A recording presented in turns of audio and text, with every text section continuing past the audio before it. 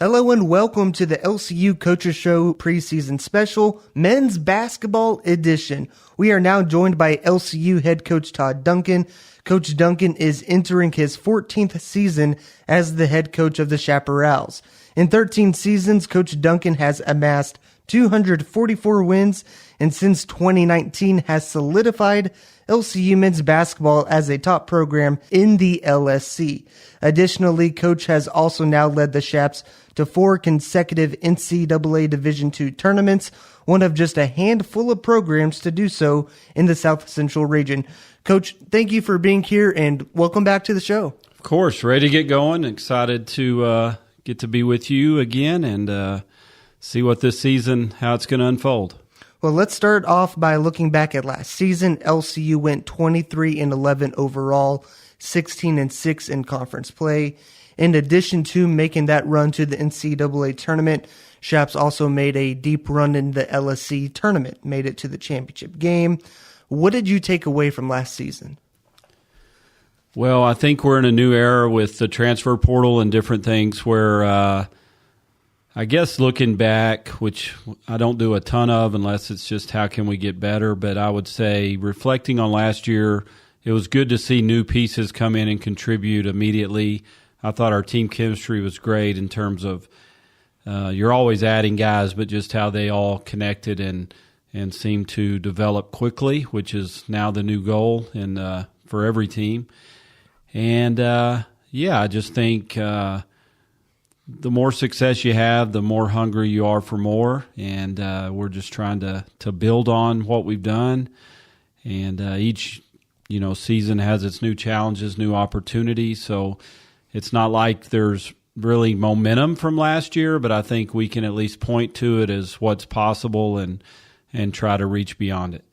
8 players returned to this roster from last season, including LSC preseason player to watch Najee Muhammad, Ty Caswell, Aaron Gonzalez, guys that have been around the program for so long, Ethan Duncan, and Kendall Dow, just a few names to mention. When you look at the bunch that come back, what do they bring back to the table for this team? Well, those guys are just, I would say, all in. They love LCU. They love being a part of our program. They're great ambassadors for the school and the program, not just on campus but in the community.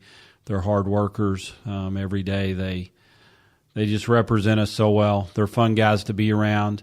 They're extremely hard workers. So when you have a group that's at a core like that, when new guys come in, the message is not just coming from me or Coach Imes or the other people. It's coming from within that locker room, the people that have established this is who we are, this is how we do things, this is expectations. And, they just kind of are able to, as a teammate and a friend, just lead by example, but also, give these guys a heads up. This is what we're, needing to do or how we're going to do it. And so it just helps our cause, and I think it just speeds up maybe some of the learning with the new guys. This offseason, you and assistant coach Imes hit the recruiting trail pretty hard. Brought in 7 new Chaparrals to the program. Before we discuss some of them individually, what was it like being on the recruiting trail? And you kind of touched up on it, but having to go on the recruiting trail in this day and age of college basketball with the transfer portal. Yeah, I think, you start by trying to recruit your own guys to stay because there's so many voices in their ears that are potentially, telling them things, the grass is greener somewhere else. So we just tried to make this as attractive as we can for the players that are here and let them know how valuable and important they are. And then, sometimes it's best for both parties if, there's a change, but our goal is kids come in and they want to be here and they stay and they get their degree from LCU. And that may be an old-fashioned way to look at it, but that to me is what I would prefer. But yeah, we know that, there's great kids out there. Tyrus Morton last year was a player that we were able to get out of the portal, and he was a tremendous addition to our team. And so the guys that we've added, we just said, we're in a win-now mentality. This COVID kind of added a year to everybody, so everybody got a lot older. And we just needed to continue to get guys that were ready to step on the court and help us perform immediately. And the days of developing guys, we still want to develop our players, but you're needing guys that can step on the floor immediately. So, we just started looking for, those type players. Not just we're talented, but we felt would fit us as a school, as a program, guys we'd enjoy being around. Not just the talent, but the whole person. And it's I call it speed dating in a way. You're just you're just trying to quickly know who you're getting. And we're also just being real transparent about who we are so that they know what they're getting. And hopefully it's a fit. And we like our guys that we've brought in, and they've meshed well with the returners that you mentioned. And, time to get going and build on, like we said, what we've established. And, we just got to, hopefully can make a deep run. But, just have a good practice today, be faithful in the littles, what we talk about a lot. And those big things take care of themselves. And one of the things that people probably don't realize, they may think, okay, March to November, that's, there's a little bit of time right there. But for you as a coaching staff, you got to get after it in the offseason quickly and efficiently to figure out, okay, will this guy fit our program? Will this guy not? And there's all these variables that are running in your mind to decide who should you bring in and who you shouldn't bring into the program.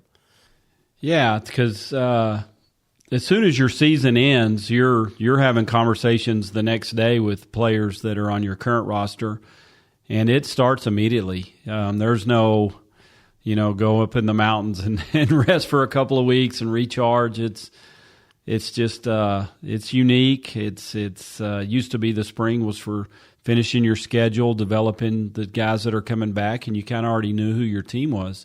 And we were into, mid-summer, mid-July even, before our roster was finalized. So it can add a little stress. The other side of it is, this is nothing new it's not just new to me. It's every program's dealing with this, and we just try to navigate it best we can and move forward in a way that we think will give us the best opportunity to be successful. Let's talk about one of the new transfers, Mondo Miller Jr. Mondo is a transfer from Fort Lewis College, who we saw in the NCAA tournament last season. In fact, scored a career-high 14 points against LCU in that game. He spent 2 seasons before that at the University of Colorado in Boulder. What makes Mondo a valuable addition to this team? Well, I think Mondo's just continuing to improve. He's going to be hopefully similar to what Tyrus did, just in terms of ready to have a breakout year for us. He's long. He's athletic. He can play multiple positions, probably 1 through 5. He's good in the post. He can hit the 3. He's good slashing, attacking. So he just brings a lot, and he's defensively adds some length to us. So he's just an overall good player. In the world of positionless basketball, he'd kind of be your ideal type guy, just because of all the many things that he can do. A utility player, if this were baseball, you can put him wherever you need to. And great young man. Was fortunate to know one of his coaches at Fort Lewis, so I felt like we were able to get a little bit of a head start on what type of person he was, and then just connected with he and his mom on the visit. And we're super excited to have him here, and he's been a great fit so far. Alex Enamekwe transfers in from the University of Texas. He played 18 games in 2 seasons. He was ranked number 15. He was a number 15 prospect in the state of Texas, coming out of McKinney High School. Why was he so highly sought after by you, Coach? Well, we were fortunate to know some people that knew Alex, and those same people were able to help Alex get to know us quicker too. And Alex is similar to Mondo. He's athletic. He's long. He can play multiple positions. He just kind of similar to what Parker Hicks and some of these guys that are high-level players, but because of, Division I's are in the same boat as us. They're needing to win now. They've got older players. Some of these freshmen come in and they just find themselves, where they are in the depth chart, it's hard for them to get minutes. So Alex is a super talented young man. He's a great person. He's fun to be around. He's just a unique individual in how he goes about his business. Every day is just a great day for him, and we've not, you just coach him, you show up, and he's giving you everything he has. He can shoot it well. He's great around the basket. He's super athletic, and he has a great desire to get better. So, what's not to like about all those things? And he fit a need, obviously. He can play multiple positions. He can defend multiple positions. And, he fits in great with our program, and it's a guy that I think will have a great season for us. When you have guys like Mondo and Alex, and I guess also to the point, Ethan, who have been around Division I programs, what kind of value are they able to take? No matter what playing time they got, what value are they able to take from that experience and bring it over to the D2 ranks? Yeah, that's a good question. I think they've obviously seen what it takes to succeed at a high level. They were all in really good programs. They've competed against high-level players, so they have a level of confidence and belief in what they can do. And they're hungry to play. There's things that some of those programs that we can't replicate, but high-level basketball is something we can. And I think they've all recognized that there's a lot of guys that on our team and at our level that are Division I players. There's just so many minutes to go around at that level. And so these guys are hungry for an opportunity to be on the court and contribute to winning. And that's what we can offer them. And I love that that's what's important to them. They want to be on the court competing. There's a lot of things about that level that's really nice and attractive. But at the end of the day, if you're a competitor, you want to be out there helping your team succeed. And while they all contributed in different ways, this is an opportunity to maybe get more of that opportunity. Talking with LCU head men's basketball coach Todd Duncan, Jalen Thompson is another transfer that a familiar face. He comes in from Texas A&M International, a really good defensive team. We saw that in the LSC tournament semifinal game this past season. What do you expect from him coming in from Tammy U? Yeah, and Jalen, we recruited him out of high school, and he ended up going to a junior college, and the way he played summer ball with Kendall Dow. So there was a lot of connection there. Even so, when he was in the portal, we felt like we already knew him a little bit. Obviously, we had competed against him, and just felt like he would fit, seamlessly in. And we already had a heads up on, what type of player and person he was. And so that was good. We felt like, we didn't really, it wasn't going to be a long process of getting to know him and his game. And, man, he plays super hard. He just goes about his business, shows up, works hard every day, really competitive. He does give us a strong defensive presence. He's been very well coached at all of his different levels. And he's a kid who wants to play in the NCAA tournament. He wants to help us win a championship, and that's what we're about. So it was an easy fit. And then another notable transfer, Sean Murphy transfers in from Nebraska Kearney. Spent 3 seasons there at Kearney. What does Sean bring to the table? He brings size. He brings some toughness. Tremendous skill. He's a great passer. He can step out and knock down a three. He can put his back to the basket and work around the basket. Defensively, strong in terms of rebounding the ball, presence. Physically, he can switch out and sit down and, a guard if we switch a pick and roll. Very versatile. And again, a guy who succeeded at his last spot, but just they had a coaching change, and he just wanted to try to, he's a guy who has big goals for his future. And fortunately, we've had some guys that have gone to play professionally in different levels, across the world. And super young man. I mean, again, we just, you just have these connections. Sometimes you can just tell when you have a phone conversation, you feel like you're hitting it off. You feel like it's a guy you'd really enjoy coaching. So we worked extremely hard.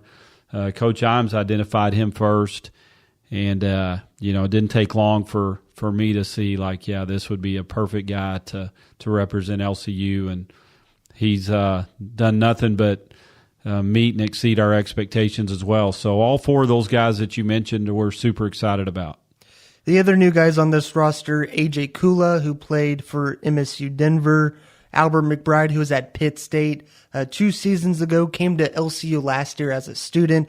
And then finally, true freshman Devin Bacchus, hails from Amarillo, got to play on that Canyon Randall, and had a state tournament run last season. How will these guys contribute to the team? Yeah, well, I think they're all competing. Devin being a freshman, our only freshman, cornerstone scholar. I've known his high school coach probably 35, 40 years. And he said, Coach, you got a young man going to your school that, is one of my favorite players I've ever worked with. And you'll absolutely love him. And we've gotten to know Devin, and Coach Broadhurst was 100% correct. He's a tremendous young man. He walks the walk. He just is a great guy to be around, to have in our program. And he's going to continue to get better. He's playing behind some veteran guys, so he's going to have to wait his turn. But he shows up every day, makes our team better. AJ will be eligible in the spring and has continued to work hard and improve. And then Albert was already here at LCU. And, it's a great story how we connected with Albert. We'll have to share it sometime, but just a tremendous young man. My life is better because I know Albert. He is a guy I just love seeing. I love his story. I love everything about him. And he gets it. He's been at a lot of different levels of basketball, some highs, some lows, and he's really mature, and he just brings tremendous value. Kind of like that veteran guy that you see teams bring in on any sport, that just in the locker room, on the bench, in practice, he just gets it, and he accepts whatever role that we're willing to give him, and he's continuing to get better. So he's been off basketball for a bit, so he's getting his rhythm, his sea legs back, if you will. But I think Albert's going to have an impact he's already had an impact on our team. I just think he'll be able to do that on the floor as well. We'll be sure to touch up on Albert's story at another time. But last season, you talked about your team being a little undersized, and even though you do lose Tyrus Morton and Kurt Wegscheider from last season, who kind of helped in that regard, the guys you've brought in this season help check that box. How big is it to have size when you compete not only in the Lone Star Conference but also in the South Central region as a whole? Yeah, just to be able to put some bodies out there that are, multiple position players that can guard inside. If there's a switch, they can still contain on the perimeter, even with the rebounding. I felt like last year our team did a great job of playing undersized and competing. Up until we got to Fort Lewis, there was a couple games. Eastern was one of them where we were just outmanned and outsized, and our margin was so small that if we weren't shooting it well, or a block out here or there, an offensive rebound, a post up, we were just having to pick our poison a little bit. So now we feel like we have some guys that can, hold their own in there, and it just gives us a little bit better chance to maybe be less dependent on the rotations. Maybe we can guard our yard and individually do our job and not have to be in so many rotations. We'll see. There's a lot of talent in our league. But just guys who can rebound, out of their position, get us a bucket in the post, and also pop. I just think it gives us some versatility that, we were looking to have. Do you feel that you will have a little more depth this season? Yeah, I think so. It's hard to know because I think, typically our rotation is 7, 8, 9 guys. But I think that we do have that option if we get in foul trouble or, other situations arise where we're needing to go to our bench. Kendall, Trey, Dylan, guys that we haven't mentioned but they're returning. They're high-level guys. And so we talk about in our locker room, we have 200 minutes that I can give out. The most any of them can get is 40. And we have a good problem for a coach when he's got a lot of guys that are really talented. And, so we try to grade every practice, stat everything, just to be as objective as we can so that everybody's getting a fair chance to compete. And, as coaches, our job to put the best 5 out there, and that's what we're trying to do. Talking with LCU head men's basketball coach Todd Duncan, when you have a lot of returners, especially veterans like Najib and Ty, then you bring in a bunch of new players, how does that affect the team dynamic? Well, I think everyone is there's an expectation, I think, probably for a returner, like, I've maybe earned this spot or, this is my spot. But then the other side of that is we're competing for every, no one's entitled to anything. And so let's show up, let's compete, let's earn it, Competitors want to go out and prove they belong out there. And I think those guys, the best part about those guys, probably the best way to say it is they're all excited about these new guys we brought in, even though those guys are somewhat of a threat to their playing time or their position.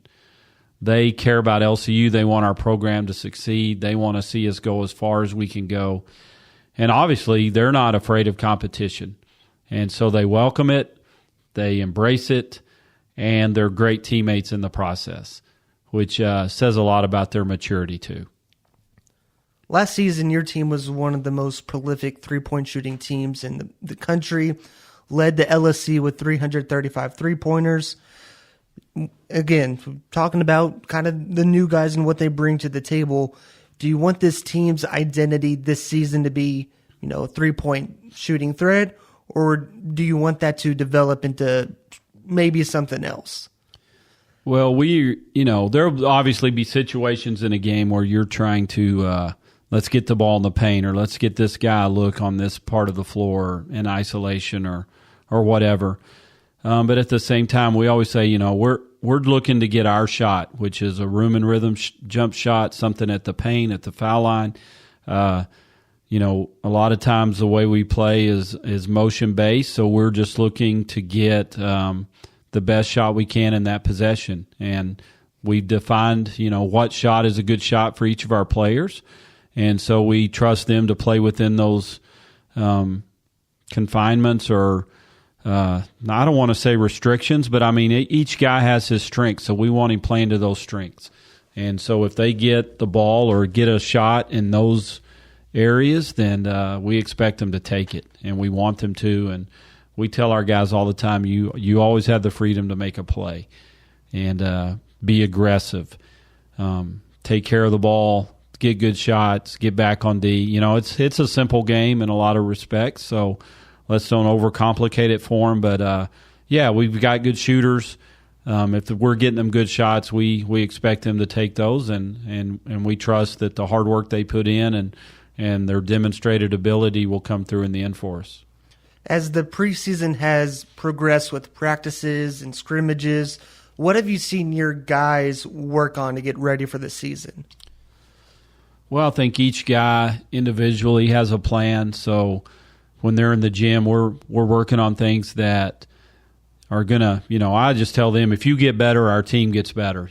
Collectively as a group, but individually when you're improving. So we want guys who love to be in the gym, who are willing to put in that work, who understand, that extra work in there is paramount to any kind of success at an elite level. And they've embraced that.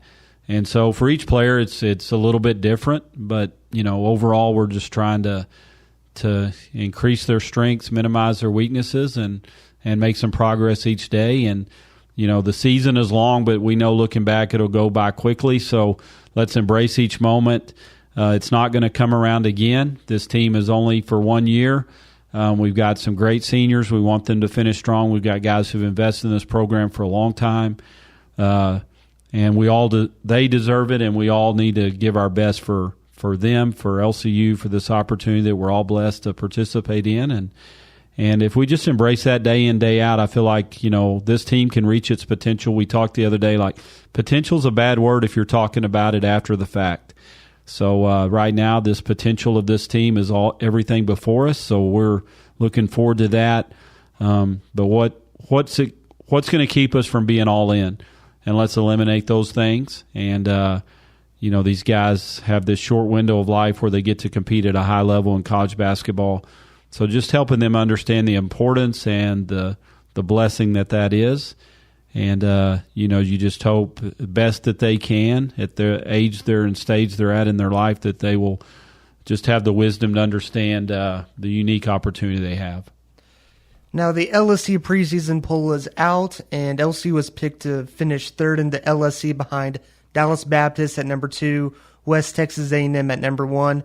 I think the big takeaway from that number right there is the high expectations for your program to compete at a high level. How do you preach handling expectations to your team? Well, one thing that I always tell our guys is no one should have a higher expectation for you than you. So wherever they pick us, honestly, to me, if we're 1 or we're 16, 7, it doesn't matter, because we're going to play the games, and that's what's going to determine it.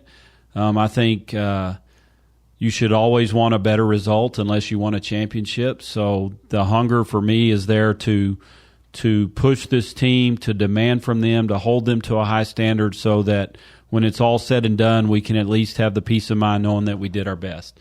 And you welcome expectation. You welcome pressure. The saying, it's a privilege, is really true. And you're never going to achieve at a high level if you don't come to have those things in your life, because championship level teams have to perform under pressure. They have a target on their back. And so can you have the competitive maturity and sustainability to show up day in, day out, and not just meet, but hopefully exceed those expectations. And nothing's given.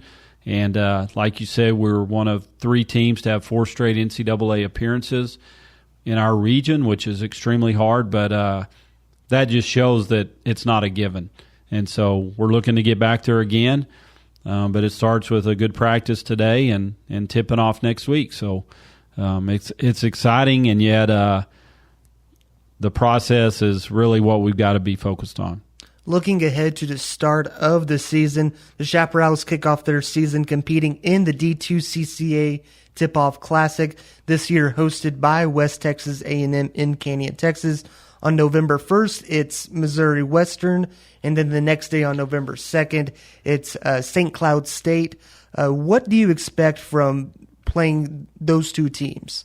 Well, they both come from very high-level leagues, so they're used to playing championship-level teams, and I'm sure they have their own goals and expectations for this year as well. And so I expect a competitive, challenging game. I think in Division II, there's not any game on our schedule that's a gimme. They're all competitive, and if we don't show up ready and committed to whatever it's going to take that night to win, then we're going to probably be disappointed at the end. So that's why we play in events like this, because they're privileged, because there's only a handful of teams that get to play that first weekend of the year, and we're one of them. So that's a compliment to our program and a great opportunity, and we're going to see great teams. And then the next week we go to the conference challenge with with Mines and Regis. So there's no easing into it, I guess, the best way to say it. What do you want to see from your team to start out early in the season? Just a level of maturity and confidence, hopefully. Toughness, execution. What's it going to take to win this game? And do we have the ability to go out and do that when the lights are on and it's for real? And until you hit that live action, you really don't know. You try to simulate it best you can in practice. We've got enough returners that we kind of have a good some evidence on what we can expect from them. And then these guys that we brought in that we've discussed have performed at high levels at their places. We've seen it in practice. So now let's go put it all together and let's have a great performance, but let's keep getting better so that we're at our best. Each week we're continuing to grow and improve. Well, Coach, thank you so much for your time. Before you go, is there anything that you would like to share with Chap Nation? I'm excited about the season. I'm excited that we will get to be in the RIP before too long, mid-November, starting, I think, at home against in conference games. So it's an early season conference battle. And, I hope the fans, students will continue to come out and support us like they've done. It's a tremendous home court advantage. The RIP's a great environment.